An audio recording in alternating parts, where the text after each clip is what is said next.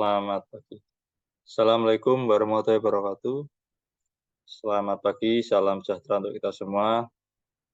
Alhamdulillah wa syukurillah. Allahumma sholli ala sayyidina Muhammad wa ala ali sayyidina Muhammad. Pagi ini melanjutkan pembahasan yang kemarin, lanjutan dari sistem bilangan mutlak ya. Sekarang kita masuk dalam sistem koordinat kartesius, ya, di mana pembahasan ini nanti akan berkutat atau berfokus pada bidang kartesius. Jadi kartesius ini sendiri itu yang pertama kali menggagas, ya, kenapa bisa seperti ini, yaitu seorang ilmuwan Prancis, René Descartes namanya. Kalau bahasanya itu bahasa Prancis ya, René Descartes. Kita membaca secara Inggris maupun Indonesia kita tidak tahu kalau bahasa Prancis itu yang seperti apa, kita belum tahu ya. Karena ada beberapa perkataan di bahasa Prancis itu kita sudah merasa membaca itu bacanya seperti itu. Misalkan Henry, tapi ternyata itu bacanya bukan Henry atau orang Hongri. Jadi ya kita baca secara Latin saja lah. Nah, dalam bahasa Latin Descartes ini disebut Cartesius. Makanya oleh karena itu bidangnya ini disebut dengan koordinat Cartesius. Nah, ketika kita belajar dulu di sekolah menengah ya,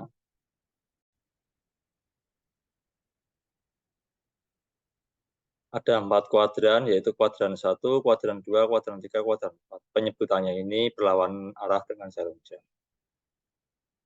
Oke, seperti itu. Nah, titik di bidang koordinat kartesius ini ya ada X, ada Y ya. Yang kalau horizontal itu X, yang sebelum titik 0 ini adalah yang sebelah kanan titik 0 adalah yang positif, yang sebelah titik kiri adalah yang negatif. Kalau untuk horizontal Y ini bisa juga kita sering sebut sebagai fx ya. Jadi kalau fx atau fungsi x itu sebenarnya dia merujuk kepada y atau garis kartesius yang vertikal. Yang atasnya 0 ke arah atas ya, itu adalah positif, yang ke arah bawah adalah negatif. Nah, titik bidang koordinat kartesius mempunyai koordinat A dan B. Jadi di suatu titik itu, jadi setiap titik itu dalam kartesius yang 2 dimensi ya seperti ini ya, itu selalu punya 2 nilai ya, A dan B ya. Dia merujuk kemana? Misalkan di sini mungkin 3, sekian ya, 3,8 ya. 3,8 ya, 2,8 misalkan gitu titik ini.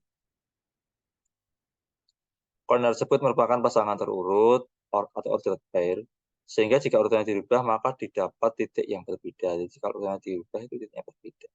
Nah, komponen A adalah koordinat X, komponen B adalah koordinat Y. Kemudian jarak antara titik P dan Q ya. Jadi di sini P Q-nya mana ini ya? Antar titik lah, itu pakainya rumus seperti ini ya. D atau distance P Q, P ke Q sama dengan akar X kuadrat min X1 kuadrat tambah Y kuadrat min Y1 kuadrat. Jadi ini pakai rumusnya jarak Euclidean ya.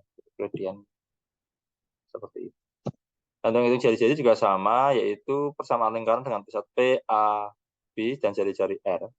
Itu dihitung dengan cara X min A kuadrat tambah Y min B kuadrat sama dengan R kuadrat.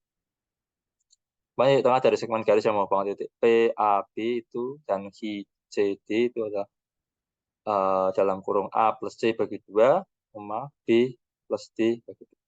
Jadi seperti itu. Oke, ini untuk awalan saja. Kita coba lanjut ke slide yang lain yang lebih detail mungkin ya. Kita stop share dulu. Sharing yang oke.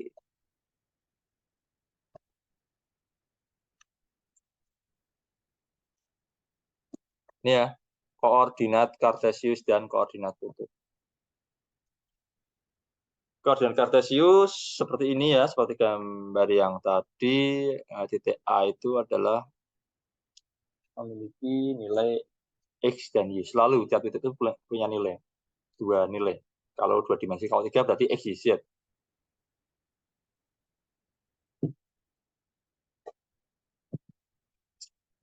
Suatu titik A dapat dinyatakan sebagai pasangan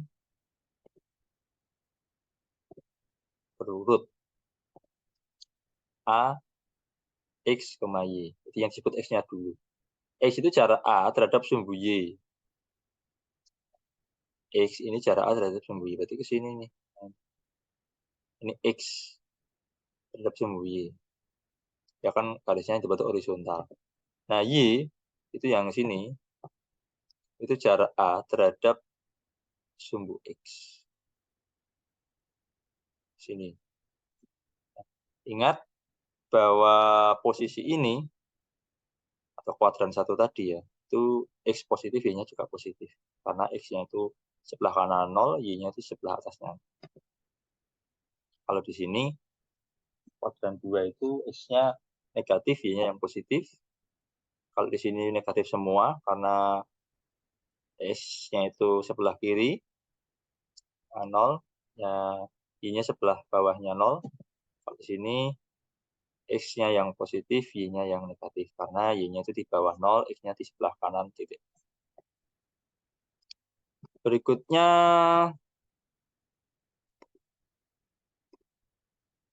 koordinat kutub itu seperti ini ya. Jadi dia punya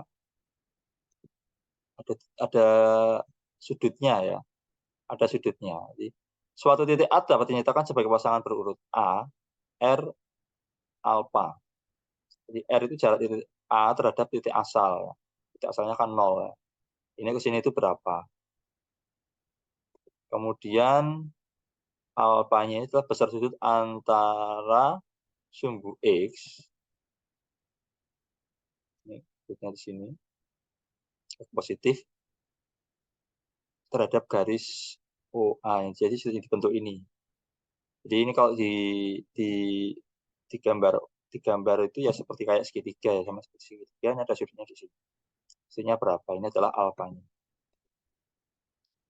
Ingat, besar sudut di berbagai kuadran untuk R ini adalah lebih kecil dari K1. Ini lebih kecil dari K2. Ini lebih kecil dari sudutnya lebih kecil dari kuadran 3. Ini R-nya dan sudut yang dibentuk oleh alfa adalah lebih kecil dari kuadran 4. Jadi kuadran 1 mungkin 0 sampai 90 gitu ya.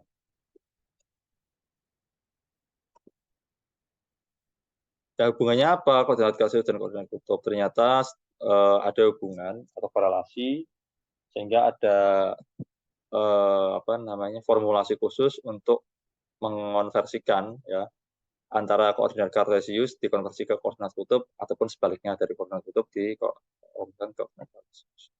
Misal seperti ini. Nah ya, ini biasanya kalau sudah membentuk segitiga ini adalah namanya trigonometri.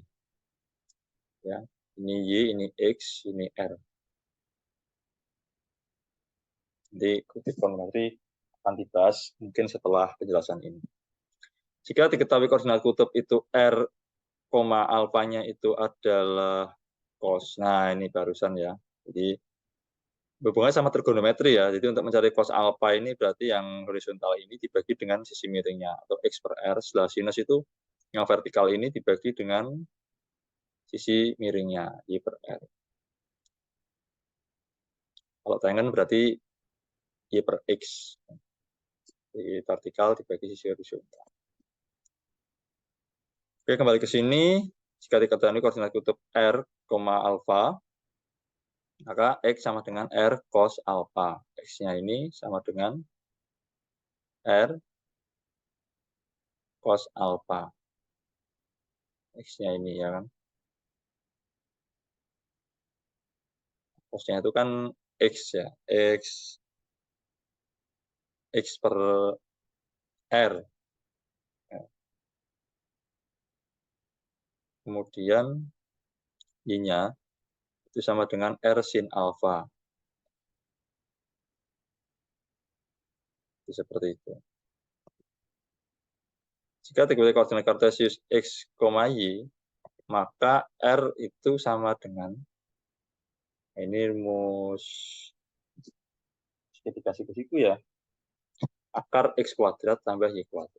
Karena sisi miringnya dicari dengan rumus Pitagoras. Tangen itu tangen alfa sama dengan Y per X. Ingat letak kuadratnya, jangan lupa. Berikutnya, contoh soal. Diketahui koordinat kutub itu adalah RA. Berapa ini?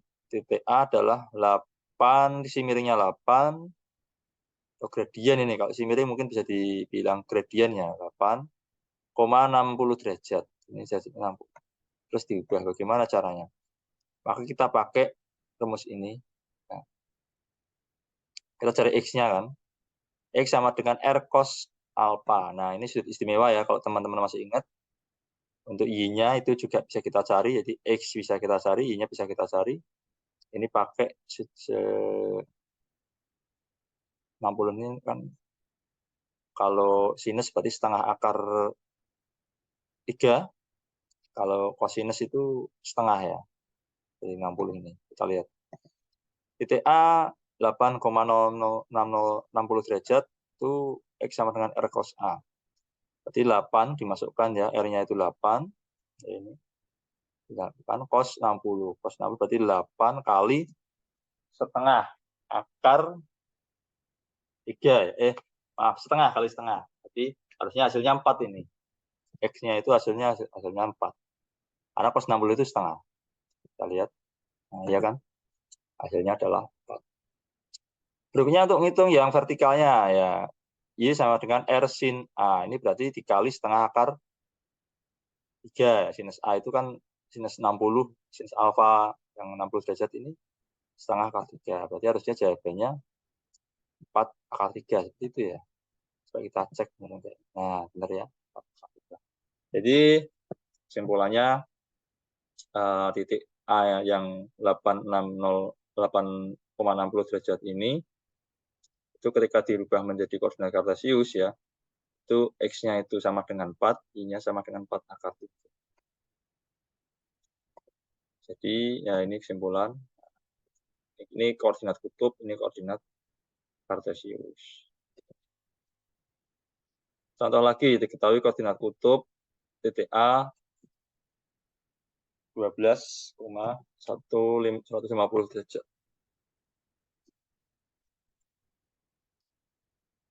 Oke, silahkan diperhatikan.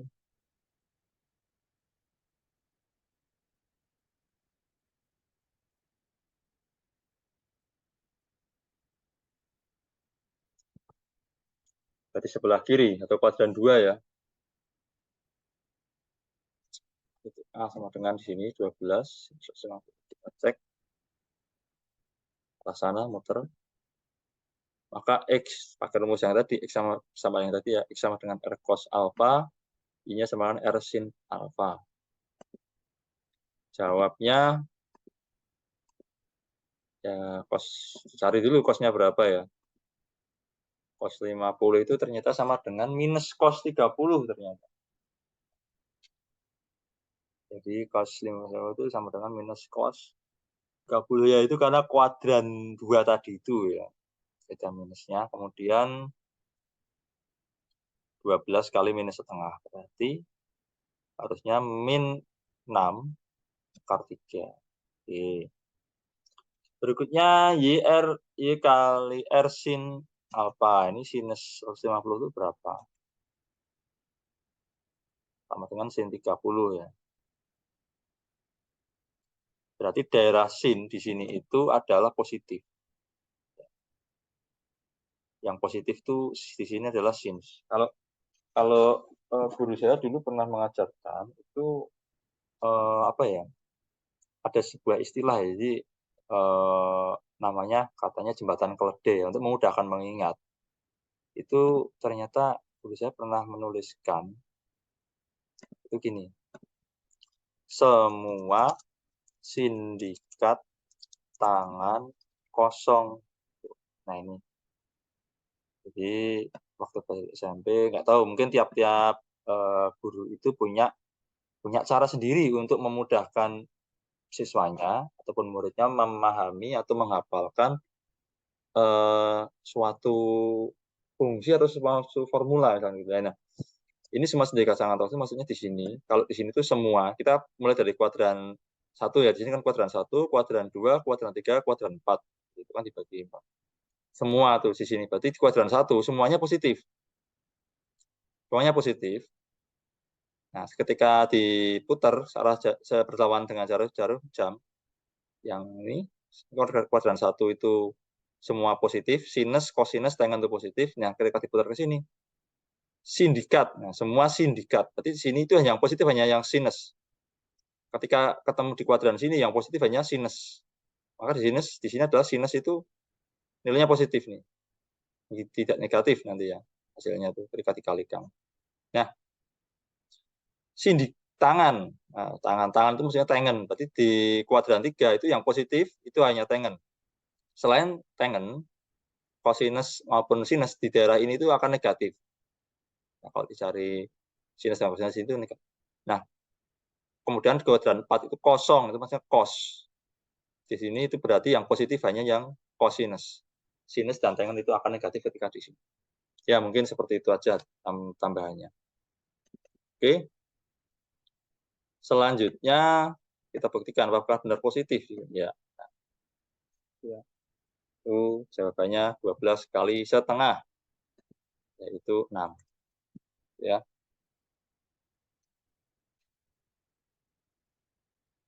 Berikutnya,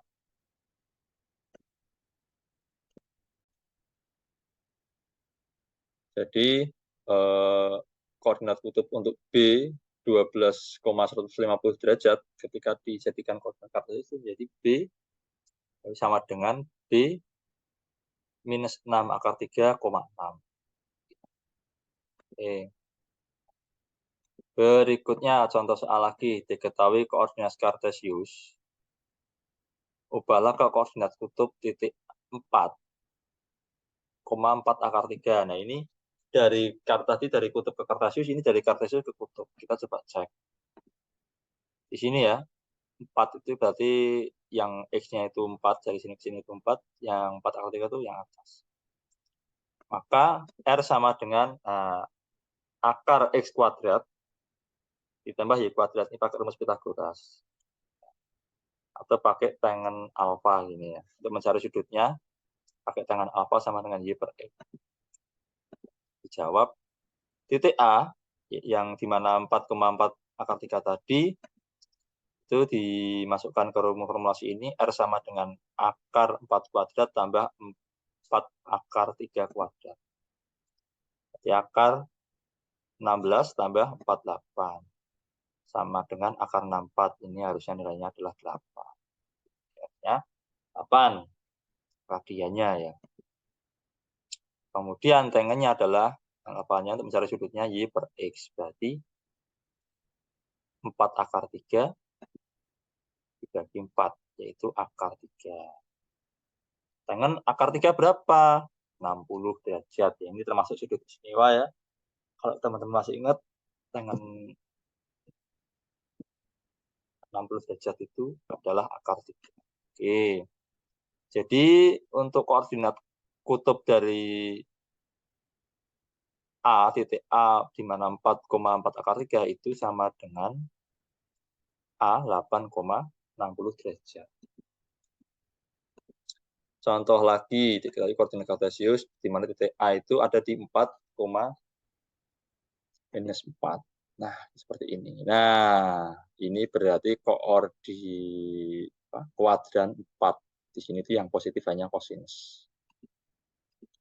Maka R, masukkan lagi. akar X kuadrat tambah Y kuadrat, dan untuk mencari sudutnya itu tangan A sama dengan Y per X. Dijawab titik A itu di mana 4,-4 itu dimasukkan rumusnya, jadi R sama dengan akar 4 kuadrat tambah 4 kuadrat itu sama dengan akar 32. Akar 32 adalah 4 akar 2. Untuk mencari tangen itu sama dengan Y. Berarti minus 4 dibagi 4. Tangen alfa minus 1 yaitu 315. Karena kan tangen tuh di sini minus 1.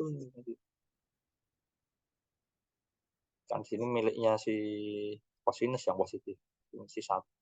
Ketika tangen sudut 315 hasilnya adalah minus 1.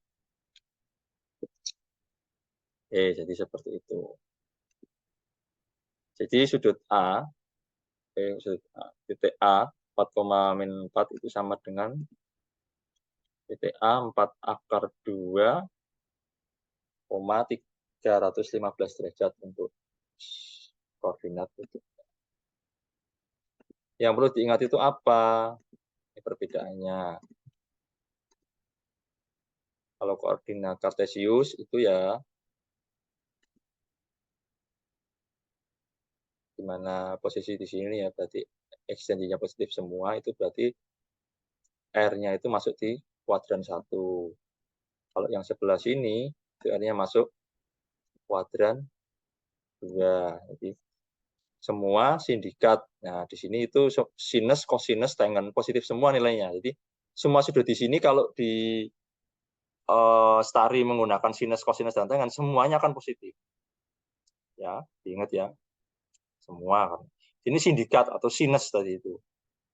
Nah, di sini kalau dicari pakai sudutnya dicari pakai sinus, kosinus, dan tangen, yang positif hanya yang sinus. Begitu juga yang kuadran 3 di sini. Semua sindikat tangan.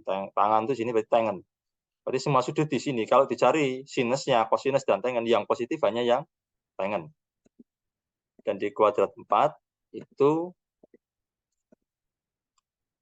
semua titik di sini harus di sini itu kalau dicari menggunakan sinus, kosinus, dan tangen, yang positif hanya yang kosinus, karena semua sindikat tangan kosong. Ini kosinus atau yang positif. Ingat ya. Perhatikan contoh berikut. Nah, ini bisa lihat nih. Ketika titik di sini adalah 4,4, koordinat titiknya adalah 4,2,45. Di sini juga sama. Nah, ini 135. Terus ini di sini 4 akar 2,225. Yang di sini 4 akar 2,315. Coba amati perbedaan sudutnya, kita bisa melihat ya.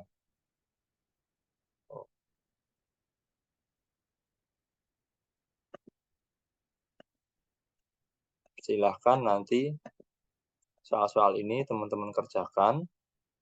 Ya. Saya kira dengan lihat contoh sebelumnya bukan hal yang sulit ya. Coba teman-teman dikerjakan. Oke, terima kasih. Jika ada pertanyaan bisa dimasukkan di kolom komen. Semoga kita bisa selalu belajar dan membahas hal-hal yang mungkin kita belum paham bersama-sama. Selamat pagi, salam sejahtera. Jangan lupa klik like, dan subscribe. Assalamualaikum warahmatullahi wabarakatuh.